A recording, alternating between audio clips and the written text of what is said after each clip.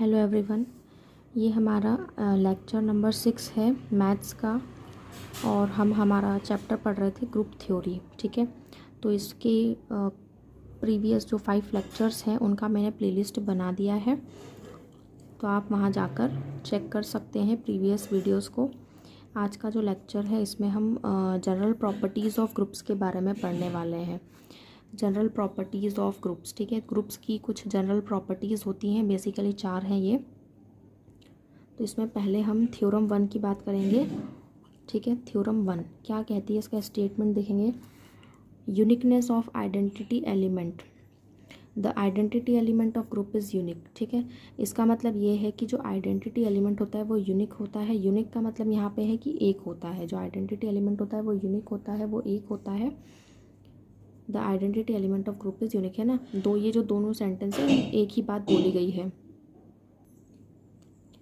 यहाँ पे हमने प्रूफ में थ्योरी लिखी है, let E and E1 be the two identity elements of group G, then we have that is E and E1 belongs to G। ठीक है, देखो थ्योरी जो है आप अपनी लैंग्वेज में लिख सकते हो। हमें यहाँ पे ये प्रूफ करना है कि जो आइडेंटिटी एलिमेंट होता है वो यूनिक होता है, मतलब कि एक होता है। ठीक है, तो ये हमें प्रूफ करना है। तो इसके लिए हमें यहाँ पे आइडेंटिटी एलिमेंट लेट करने होंगे। ठीक है, क्योंकि हमें यहाँ पे आइडेंटिटी एलिमेंट को यूनिक प्रूफ करना है, तो उसके लिए आइडेंटिटी एलिमेंट लेना होंगे। तो हमने यहाँ पे 2 आइडेंटिटी एलिमेंट ले लिया।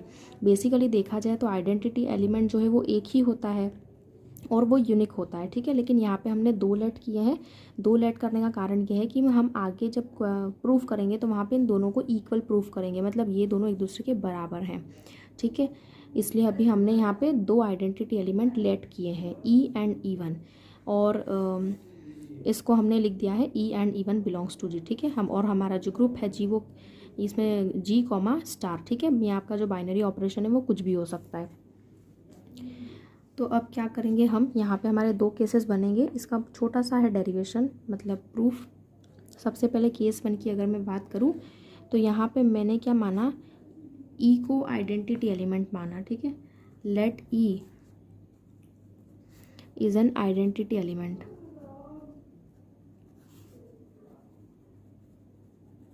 ठीक है, वैसे देखा जाए तो हमने दोनों को लेट करा है आइडेंटिटी एलिमेंट, पर यहाँ पे हमने 2 आइडेंटिटी एलिमेंट लिए हैं, इसीलिए यहाँ पे हम 2 केस डिस्कस करेंगे और हर एक केस में एक एलिमेंट को आइडेंटिटी मानेंगे और जो दूसरा बचा हुआ एलिमेंट होगा उसको हम as a normal element treat करेंगे। तो केस फर्स्ट में हमने E को माना आइडेंटिटी एलिमेंट। ठीक है, अब आइडेंटिटी एलिमेंट की प्रॉपर्टी क्या होती है, जैसे यहाँ पे E आइडेंटिटी एलिमेंट हो गया तो जो E1 होगा केस 1 में वो नॉर्मल एलिमेंट होगा। ठीक है, तो E1 जो है, सपोज करो कि E1 एक सिंपल एलिमेंट है और बाइनरी ऑपरेशन थी स्टार, मैंने बाइनरी ऑपरेशन यहाँ स्टार लगा दी। ठीक है, अब आइडेंटिटी एलिमेंट हमने यहाँ क्या माना है, केस 1 में E को माना है, तो E लिख दिया इक्वल्स टू। अब यहाँ इक्वल में मुझे क्या मिलेगा, E1 मिलेगा, क्योंकि किसी भी एलिमेंट में अगर हम बाइनरी ऑपरेशन अप्लाई करते हैं आइडेंटिटी एलिमेंट के साथ में, तो जो अदर एलिमेंट होता है हमें वही मिलता है, यानी कि यहाँ से मुझे क्या मिलेगा, E1 मिलेगा। इसको मैं इक्वेशन नंबर 1 दे दूँगी और यहाँ पे आप लिख देना कि जो E है वो आइडेंटिटी एलिमेंट है। वैसे ऑलरेडी हम यहाँ लिख चुके हैं। ठीक है, सिमिलरली इसी तरह हम दूसरा केस भी डिस्कस करेंगे, केस 2। ठीक है, केस 2 में हम क्या करेंगे कि अब हम E1 को यहाँ पे आइडेंटिटी एलिमेंट मान लेंगे। ठीक है,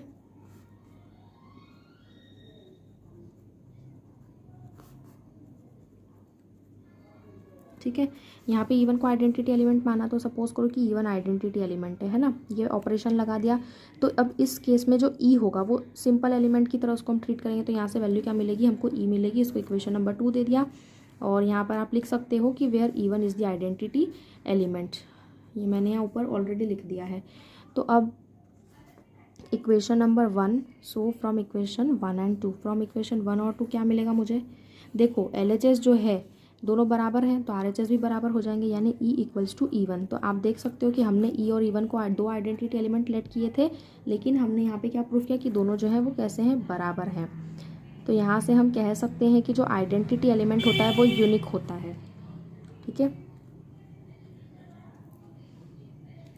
यहाँ से हम क्या बोलेंगे कि the identity element is unique. तो ये हमारी जो थी थ्योरम 1 थी, बहुत बेसिक सी है ये और बहुत इजी है, ज़्यादा कुछ करना ही नहीं है इसमें। ओनली हमें 2 केस डिस्कस करने हैं, 2 इक्वेशन नाम बनानी है और दोनों को इक्वेट कर देना है। तो ये हो गई हमारी थ्योरम नंबर 1। अब हम डिस्कस करते हैं सेकंड थ्योरम। तो थ्योरम 2 जो है, इसमें हमें यूनिकनेस ऑफ इन्वर्स ये प्रूफ करना है। मतलब इसके पहले हमने आइडेंटिटी एलिमेंट को यूनिक प्रूफ किया था, अब यहाँ पे हमें इन्वर्स को यूनिक प्रूफ करना है। मतलब कि जो इन्वर्स होता है, आप जो भी ग्रुप लोगे, जो भी कोई सा भी ग्रुप हो, उसमें जो जितने भी एलिमेंट एग्जिस्ट करते हैं उन सभी का कुछ ना कुछ इन्वर्स होगा, लेकिन एक पर्टिकुलर एलिमेंट का जो इन्वर्स होगा वो पर्टिकुलर एक ही होगा, यूनिक होगा। ठीक है, ये हमें प्रूफ करना है। ठीक है, तो देखो यहाँ भी मैंने थ्योरी ऑलरेडी लिख रखी है। हमने यहाँ पे क्या लेट किया कि जी कॉमा स्टार ये ग्रुप है। ठीक है, क्योंकि बाइनरी ऑपरेशन कुछ भी हो सकता है। और ई जो है वो आइडेंटिटी एलिमेंट है।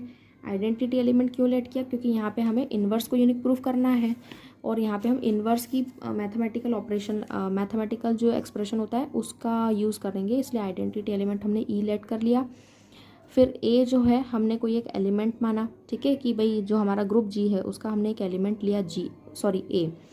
तो अब यहाँ पे हमने ए के क्या माने, 2 इन्वर्सेस माने। जैसे इसके प्रीवियस क्वेश्चन में हमने 2 आइडेंटिटी एलिमेंट लेट किए थे, ई और ई1, और दोनों को इक्वल प्रूफ किया था। उसी तरह यहाँ पर हमने जो एलिमेंट है ए, उसके 2 इन्वर्स लिए हैं बी और सी, और हम ये जो दोनों इन्वर्स हैं बी और सी, इनको इक्वल प्रूफ करेंगे। ठीक है, वैसे तो इन्वर्स हर एक एलिमेंट का जो है पर्टिकुलर होगा, यूनिक होगा, तो बस हमें यूनिक प्रूफ करना है, इसीलिए हमने अभी 2 लेट किए हैं और आगे चल के दोनों को इक्वल बता देंगे। मतलब कि दोनों एक दूसरे के इक्वल हैं, बराबर हैं, यानी यूनिक हैं। ठीक है, तो इसका प्रूफ देखते हैं अब हम।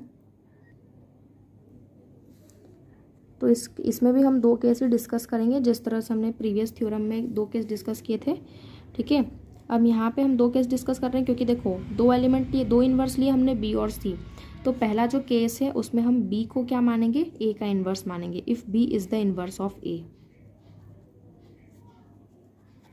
ठीक है, पहले केस में हमने क्या माना कि बी यदि ए का इन्वर्स है तो क्या होगा। ठीक है, देन अब यहाँ पे हम आइडेंटिटी जो हमने इन्वर्स प्रॉपर्टी पढ़ी थी, एग्जिस्टेंस ऑफ इन्वर्स, उसका यूज़ करेंगे। एलिमेंट मैंने क्या लिया, यहाँ पे ए लिया। ठीक है, अब यहाँ पे मैं जो केस फर्स्ट में बी को मैंने इन्वर्स माना है ए का, तो ए स्टार बी इक्वल्स टू क्या मिलेगा, ई मिलेगा, यानी आइडेंटिटी एलिमेंट। मैं इसको इस तरह से भी लिख सकती हूँ। ठीक है, ये मेरा इक्वेशन नंबर 1 हो गया। यहाँ पर आप लिख देना कि जो बी है वो क्या है, इन्वर्स है, और जो ई है वो आइडेंटिटी एलिमेंट है। ठीक है, ये बहुत ज़रूरी होता है मेंशन करना। और सिमिलरली इसी तरह अब हम क्या करेंगे कि केस 2 में जो सी है उसको हम इन्वर्स मान लेंगे ए का। जैसे केस 2 की अगर मैं बात करूँ तो यहाँ पे मैंने क्या लिया, if C is the inverse of A, क्योंकि एलिमेंट तो एक ही ए, इन्वर्स हमने उसके 2 लेट किए हैं, इसलिए 2 केस बनेंगे। तो सेकंड केस में हमने क्या करा, सी को ए का इन्वर्स माना। तो यहाँ पे हमारी जो भी इक्वेशन बनेगी वो क्या बनेगी, A star C equals to E equals to C star A. ठीक है, इसको इक्वेशन नंबर 2 दे देंगे। सिमिलरली यहाँ भी हम क्या बोल सकते देंगे कि E is the identity element and C is the inverse of A. अब ये 2 इक्वेशन बनी है। अब हम इन दोनों इक्वेशन में क्या करेंगे, एसोसिएटिव प्रॉपर्टी अप्लाई करेंगे। यहाँ पे देखो हम क्या लिखेंगे, B star A star C equals to, अब यहाँ से अगर मैं इधर वाली जो मेरी टर्म है वो कैसी बनेगी, बी स्टार और ब्रैकेट में क्या हो जाएगा, ए स्टार सी। हम किस तरह से लिखते हैं, ए स्टार बी स्टार सी, और यहाँ पे होता है ए स्टार और ब्रैकेट में बी स्टार सी, लेकिन यहाँ पे मैंने लिखा है बी स्टार सी। वो इसलिए क्योंकि जो इक्वेशन नंबर 1 है इसमें ए स्टार बी लिखो या बी स्टार ए लिखो, बात जो है वो बराबर है। तो मैंने यहाँ पे बी स्टार ए लिखा है ब्रैकेट में, और ब्रैकेट के बाहर है स्टार सी, और इस राइट साइड लिखा है बी स्टार और ब्रैकेट में लिखा है ए स्टार सी। ठीक है, एक तरफ हमको सी, अब देखो इक्वेशन नंबर 1 से बी स्टार ए की वैल्यू आपको क्या मिलेगी, ई मिलेगी, तो ये हो गया ई स्टार सी। और इक्वेशन नंबर 2 से आपको ए स्टार सी की वैल्यू क्या मिलेगी, ई मिलेगी। ठीक है, यहाँ पे आप लिख देना फ्रॉम इक्वेशन नंबर 1।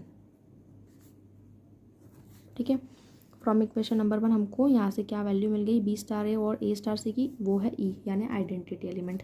अब हम यहाँ पे आइडेंटिटी की प्रॉपर्टी लगाएंगे। हम जानते हैं भाई किसी भी एलिमेंट में आइडेंटिटी एलिमेंट के साथ में जब ऑपरेशन लगाते हैं तो वही का वही एलिमेंट मिलता है, यानी यहाँ से मुझे मिलेगा सी और यहाँ से मिलेगा बी।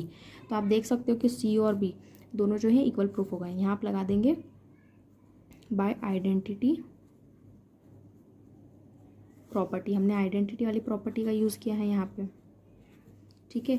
तो यहाँ पे हमें क्या मिला, सी बी के बराबर मिल गया। तो आप देख सकते हो कि हमने 2 इन्वर्स लिए थे और हमने यहाँ पे दोनों को क्या प्रूफ किया, इक्वल प्रूफ किया। मतलब कि कोई भी एलिमेंट ले लो, सबके आपके ग्रुप में जितने भी एलिमेंट है, हर एलिमेंट का कुछ ना कुछ इन्वर्स होगा। लेकिन मैं अगर किसी पर्टिकुलर एलिमेंट की बात करूँ तो हर एक पर्टिकुलर एलिमेंट का जो इन्वर्स होगा वो कैसा होगा, यूनिक होगा।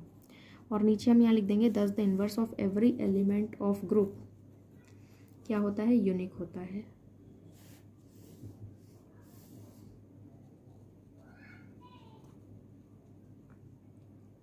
ठीक है, तो ये हमारी जो थी सेकंड वाली थ्योरम थी। और अब हम थर्ड वाली थ्योरम को भी डिस्कस करने वाले हैं।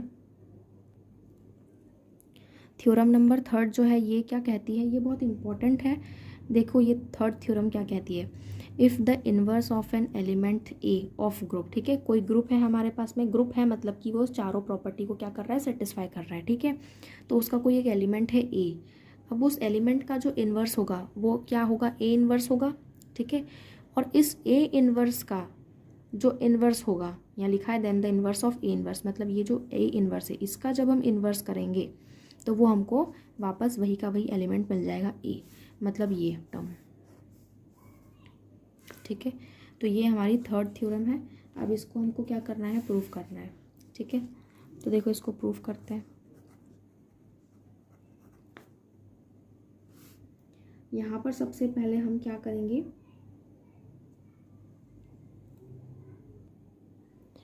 तो इसका प्रूफ देखते हैं। देखो सबसे पहले हमें क्या गिवन है, इट इज़ गिवन दैट, हमें गिवन है कि जो ए एलिमेंट है उसका इन्वर्स क्या है, ए इन्वर्स, ठीक है।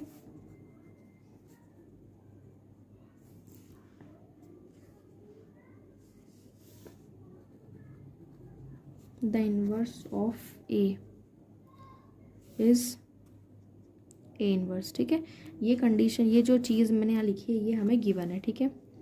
सो वी हैव, अब हम क्या करेंगे, यहाँ पे आपके पास एक एलिमेंट है और उस एलिमेंट का इन्वर्स है, तो ऑब्वियस सी बात है कि आपको यहाँ पे कौन सी प्रॉपर्टी अप्लाई करनी है, इन्वर्स प्रॉपर्टी अप्लाई करनी है। जैसे इसके पहले वाले क्वेश्चन में भी हमने एसोसिएटिव प्रॉपर्टी अप्लाई करी थी जब हमने कंपैरिजन किया था इक्वेशन नंबर 1 और 2 का, ठीक है। तो यहाँ पे मतलब ये नॉर्मल चीज़ें आपको अपने आप समझ में आना चाहिए कि यहाँ पे हमें क्या करना है, ठीक है। तो ये देखो ये क्वेश्चन जो है, जो थ्योरम है वो इन्वर्स से ही रिलेटेड है, तो यहाँ पे इन्वर्स वाली प्रॉपर्टी लगाएंगे। तो मेरे पास जो एलिमेंट मैंने लिया वो ए लिया था और उसका इन्वर्स क्या है, ए इन्वर्स, ठीक है। मैंने बाइनरी ऑपरेशन लगा दी, क्या मिलेगा मुझे, यहाँ से ई मिला, मैंने इसको इक्वेशन नंबर 1 नाम दे दिया, ठीक है। यहाँ पे आप लिख सकते हैं where E is the identity element, ठीक है।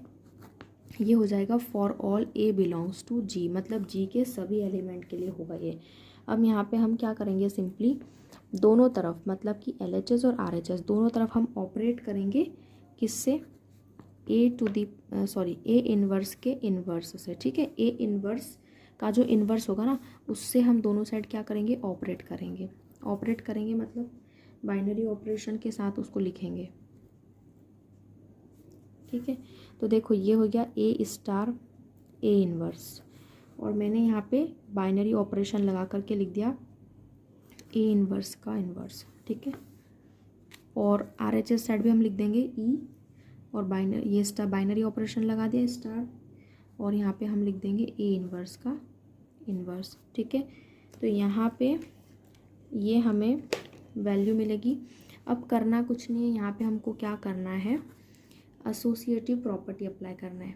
क्या करना है, एसोसिएटिव प्रॉपर्टी अप्लाई करना है, ठीक है। क्योंकि देखो हम जो थ्योरम हमने पढ़ी उसमें हमको क्या प्रूफ करना है कि ए इन्वर्स का जो इन्वर्स है वो मुझे ए के इक्वल प्रूफ करना है, ठीक है। तो अब मैं यहाँ लगाऊंगी एसोसिएटिव प्रॉपर्टी।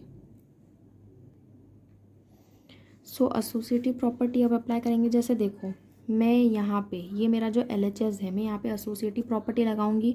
तो सपोज़ करो कि ये A है, ये B है और ये C है। मैंने A और B को स्टॉप ब्रैकेट में लिखा, C को बाहर लिखा।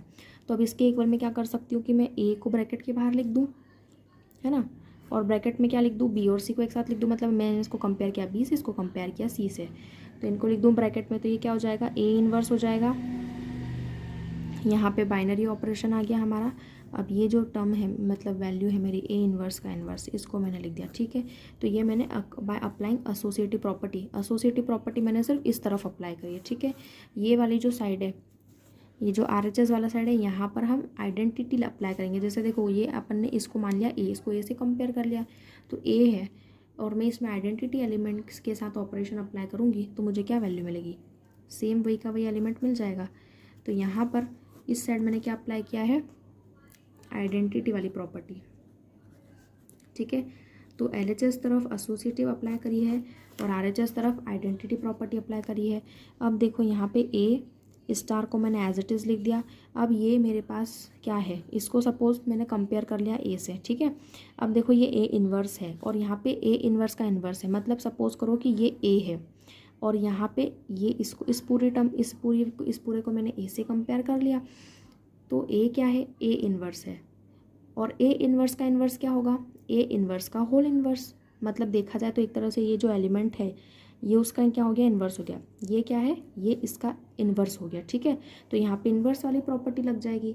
इन्वर्स वाली प्रॉपर्टी से मुझे यहाँ क्या मिल जाएगा, ई मिल जाएगा। भाई इन्वर्स वाली प्रॉपर्टी क्या कहती है कि अगर कोई भी एलिमेंट है और उसका अगर इन्वर्स है, बाइनरी ऑपरेशन अगर लगाया तो हमको आइडेंटिटी एलिमेंट मिलेगा। तो यहाँ पे जो ए इन्वर्स है, ये मैंने एक एलिमेंट ले लिया, ठीक है, और इसका इन्वर्स क्या हो गया, ए इन्वर्स का होल इन्वर्स। तो क्या मिलेगा यहाँ से, ई मिल गया, इक्वल्स टू ए इन्वर्स का होल इन्वर्स।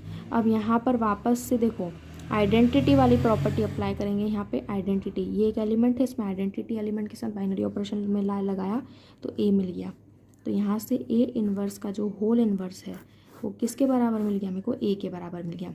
यहाँ पर हमने इन्वर्स वाली प्रॉपर्टी अप्लाई करी, ठीक है, इन्वर्स वाली, और यहाँ पर हमने आइडेंटिटी अप्लाई करी। मतलब कि हर एक स्टेप में जो है प्रॉपर्टी अप्लाई हो ही रही है।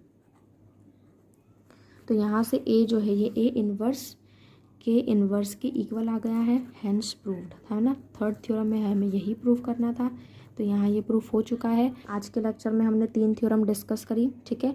और जो लास्ट थ्योरम बची है वो बहुत इंपॉर्टेंट है, इसलिए उसके लिए एक अलग से लेक्चर हम बनाएंगे, उसमें उस थ्योरम को स्टडी करेंगे